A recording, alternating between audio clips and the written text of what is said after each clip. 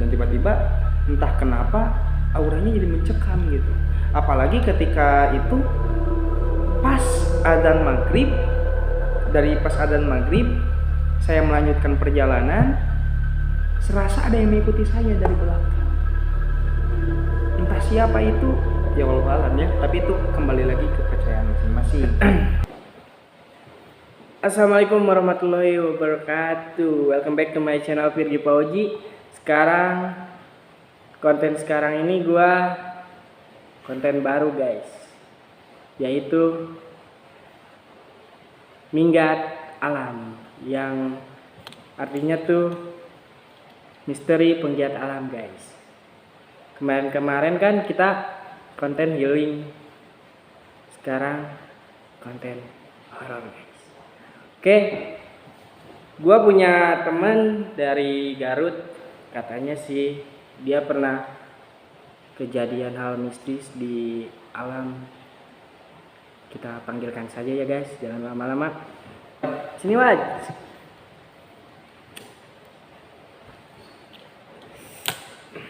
Boleh Sehat, Wad? Alhamdulillah. Ini pinjam bensinnya. Yo. Oke guys, ini Pak Wad dari Garut ya Wad. Dari Garut, dia kesini sambil main, sambil nonton juga sih. Gimana Wad? Kabar-kabar sih, pernah dapat hal mistis dari alam? Baik, sebelumnya perkenalkan terlebih dahulu, nama saya Pak Muhammad Ahsan Naufal. Kebetulan saya juga aktif di organisasi pecinta alam Tasikmalaya. Untuk pengalaman untuk hal mistis ya, mungkin kalau berbicara masalah hal mistis di gunung, itu sesuatu hal yang terlalu intim ya kalau misalkan berbicara seperti itu, karena itu balik lagi ke mindset kita. Pertama, ada orang yang mengatakan bahwa di gunung itu katanya seram, tapi ada juga pendaki yang mengatakan bahwa di gunung itu tidak ada hal seperti itu. Jadi itu kembali lagi kepercayaan kita masing-masing. Nah, untuk pengalaman saya, meskipun saya tidak percaya dengan hal seperti itu, tapi dulu ketika ada pengalaman di mana saya itu pernah mengalami hal-hal yang memang itu sangat janggal bagi saya pribadi, entah bagi saya pribadi maupun itu teman-teman dulu ketika saya mau muncak di Gunung Guntur. Gunung Guntur tuh di Garut ya? Iya, di Garut. Dan Gunung Guntur ini sudah menjadi primadona juga di Garut. Sudah menjadi rata-rata orang yang ke Garut itu rata-rata kalau ke Cikuray, Guntur yang mereka yang pasti yang menjadi tujuan. Padahal dari sekian banyaknya gunung di Garut, banyak juga gunung di Garut, tapi kebanyakan mereka di Guntur. Nah, kejadian itu di Guntur tepatnya pada tahun 2020 yang lalu, ketika saya mendaki 4 orang. Iya, 4 orang. Nah, kebetulan saya itu sweeper. Sweeper itu jadi kalau dalam dunia pendakian, sweeper itu Nyapu bersih ya? Iya, menyapu anggotanya supaya gak ada yang ketinggalan kan anggotanya. Nah, dulu kebetulan saya itu sweeper, saya paling belakang. Nah, alhasil ketika saya paling belakang, saya tertinggal dari teman-teman saya, dan itu bisa dibilang sangat jauh sekali. Nah, saya ketika waktu itu kehilangan jejak mereka, yang akhirnya ya udahlah, saya istirahat dulu. Nah, saya buka kretek saya, saya keluarkan garpi, dan kebetulan pada waktu itu jam menunjukkan pukul jam 6 kalau nggak salah, tapi belum adzan, mau berkumandang adzan maghrib. Tapi tiba-tiba ada yang janggal, serasa ada yang menemani saya.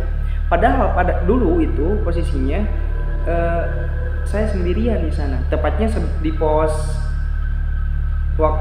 apa ya namanya? Oh, berarti temennya udah langsung. Iya, saya kehilangan jejak teman-teman saya. Saya gak tahu. Awalnya kita gak terlalu jauh, cuman mereka terlalu cepat, sedangkan saya kan pendakinya pendaki santai gitu kan. Saya nikmati alam. Ternyata tiba-tiba yang kita terpisah jauh gitu, yang akhirnya daripada menyusul mereka, mending saya diam diri aja, istirahat terlebih dahulu. Dan tiba-tiba entah kenapa auranya jadi mencekam gitu. Apalagi ketika itu pas adzan maghrib, saya melanjutkan perjalanan, serasa ada yang mengikuti saya dari belakang. Entah siapa itu, ya wallahu alam ya, tapi itu kembali lagi ke kepercayaan masing-masing. Cuman ini yang pernah saya alami ketika dulu di Gunung Guntur. Gue boleh sambil ngopi? Silakan. Santai aja ya. Itu ngomong-ngomong di pos berapa tuh, Wan? Sebelum pos 3 tepatnya, kalau misalkan nanti kalian ada yang ke Gunung Guntur, pasti akan melewati jalur sungai. Nah, sebelum jalur sungai itu ada kayak shelter lagi tapi tidak terpakai. Nah, di situ saya istirahat, saya buka kretek saya, tiba-tiba entah kenapa saya merasakan ada seseorang, merasakan kehadiran seseorang, entah siapa. Seperti itu. Lanjut, selang itu masih belum ketemu rombongan dari. Nah, waktu itu saya nggak tahu harus bilang apa, karena kalau misalkan kebetulan waktu itu juga emang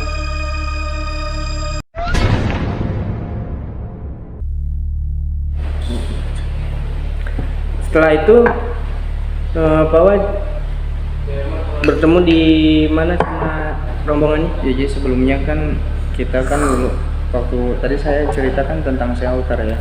Nah, di shelter itu saya merasakan kehadiran seseorang, tapi saya gak mau nengok ke kiri ataupun ke kanan karena perasaan takut saya juga ada.